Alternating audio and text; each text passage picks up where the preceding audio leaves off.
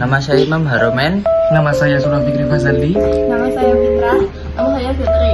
Assalamualaikum warahmatullahi wabarakatuh. Kami dari kelompok 4 mata kuliah manajemen strategis akan mempresentasikan materi mengenai tim dan kerjasama kelompok. Materi yang pertama akan dijelaskan oleh Julfa Fikri. Yang pertama yaitu tim. Tim dapat didefinisikan sebagai dua orang atau lebih yang berinteraksi dan saling mempengaruhi ke arah tujuan bersama. Dua tipe dapat dibedakan menjadi tim formal dan tim informal atau dapat merupakan gabungan keduanya. Yang selanjutnya yaitu penjelasan tim formal dan informal. Tim formal dibentuk secara sengaja oleh manajer dan diberi tanggung jawab untuk melakukan tugas membantu organisasi mencapai sasarannya. 3 bentuk tim formal. Yang pertama yaitu tim komando, sebuah tim yang terdiri dari seorang manajer dan karyawan yang melapor kepada manajer tersebut. Yang selanjutnya yaitu komite, sebuah tim organisasi formal biasanya relatif berumur panjang, diciptakan untuk melaksanakan tugas khusus organisasi. Yang terakhir yaitu gugus tugas atau tim proyek, tim sementara yang dibentuk untuk menangani masalah spesifik. Selanjutnya tim informal.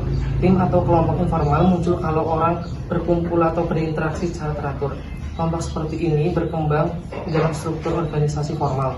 Anggota tim informal cenderung mengesampingkan kebutuhan individu demi kebutuhan tim secara keseluruhan. Sebaliknya, tim mendukung dan melindungi mereka. Tim informal, fungsi kelompok informal yang pertama yaitu mempertahankan norma dan nilai-nilai yang dimiliki bersama oleh anggota kelompoknya. Yang kedua yaitu kelompok memberi kepuasan, status, dan keamanan sosial kepada para anggotanya. Yang ketiga yaitu kelompok informal membantu para anggota berkomunikasi. Anggota kelompok informal belajar mengenai hal-hal yang mempengaruhi mereka dengan mengembangkan saluran komunikasi informal mereka sendiri sebagai tambahan pada saluran yang lebih formal. Yang terakhir yaitu kelompok informal membantu menyelesaikan masalah kelompok. Ini mungkin membantu karyawan yang sakit atau lelah atau menyelenggarakan aktivitas yang menghilangkan kebosanan. Selanjutnya materi yang kedua akan dijelaskan oleh Imam. Yang selanjutnya tim berprestasi tinggi atau tim super. Yang pertama, tim super atau tim berprestasi tinggi. Super teams or high performance team adalah satu kelompok yang terdiri dari 3 sampai 30 orang karyawan yang diambil dari berbagai bidang sebuah perusahaan, dan tim ini dapat dijadikan contoh untuk tim kerja lainnya. Yang kedua, tim super dijalankan dengan baik, mengatur tim sendiri, mengatur jadwal kerja, menentukan kuota produktivitas, memesan peralatan dan pasokan sendiri, memperbaiki mutu produk dan berinteraksi dengan pelanggan serta tim super yang lain. Yang selanjutnya, tim super akan lebih efektif kalau ada masalah kompleks untuk dipecahkan atau berlapis-lapis. Manajemen menghambat kemajuan yang perlu ditembus. Di sini kuncinya adalah lintas fungsional. Yang selanjutnya, tim yang mengelola sendiri. Tim yang mengelola sendiri atau kelompok kerja yang mengelola sendiri, self-managed team or self-managed work group, yaitu tim yang mengelola diri mereka sendiri tanpa supervisi formal. Selanjutnya, tim ini mempunyai karakteristik sebagai berikut. Tim mempunyai tanggung jawab untuk secara relatif keseluruhan tugas. Anggota tim masing-masing mempunyai keterampilan berbeda-beda yang berhubungan dengan tugas. Tim mempunyai kekuasaan untuk menentukan hal-hal seperti metode kerja, penjadwalan, dan anggota diberi tugas berbeda-beda. Prestasi kerja kelompok sebagai keseluruhan merupakan dasar untuk kompensasi dan umpan balik. Selanjutnya, karakteristik tim. Selanjutnya materinya akan dijelaskan oleh saya sendiri. Yang pertama ada karakteristik tim. Tahap-tahap perkembangan tim yang pertama itu ada berprestasi. Pada tahap ini kelompok mulai beroperasi sebagai unit. Struktur menjadi alat yang digunakan kelompok untuk menyelesaikan tugas yang dihadapi. Yang kedua, pembubaran. Akhirnya untuk kelompok sementara seperti gugus tugas, inilah waktunya kelompok untuk mengakhiri tugasnya dengan pembubaran dalam benak, fokus kelompok bergeser dari menangani tugas yang sulit menjadi penutupan. Yang pertama, normatif. Norma kelompok adalah mengenai harapan tentang bagaimana mereka dan anggota tim lainnya akan bertingkah laku. Apabila ada seseorang anggota melanggar norma kelompok, maka anggota lainnya akan berusaha menekan orang tadi agar menyesuaikan diri. Yang kedua, kekompakan kelompok.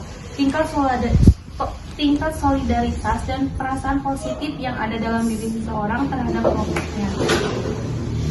Manajer memiliki 4 cara untuk meningkatkan kekompakan. Yang pertama, memperkenalkan persaingan. Yang kedua, meningkatkan ketertarikan antar pribadi. Yang ketiga, meningkatkan interaksi.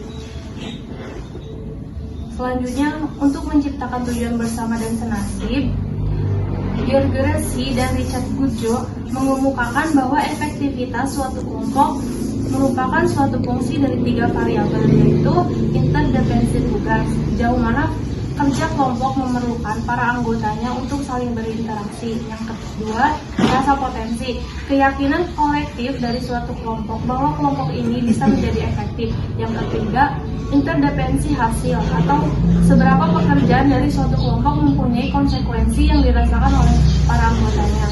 Selanjutnya, faktor-faktor penentu efektivitas akan dijelaskan oleh Fitri. Yaitu faktor-faktor efektivitas itu saling ketergantungan tugas, saling ketergantungan hasil dan potensi. Faktor yang menentukan termasuk teknologi, peraturan kerja, kedekatan antar anggota, serta faktor-faktor yang menentukan termasuk imbalan organisasi, pengakuan sistem pendidikan, pengendalian, dan faktor-faktor yang menentukan termasuk rencana strategis, organisasi, sejarah, budaya.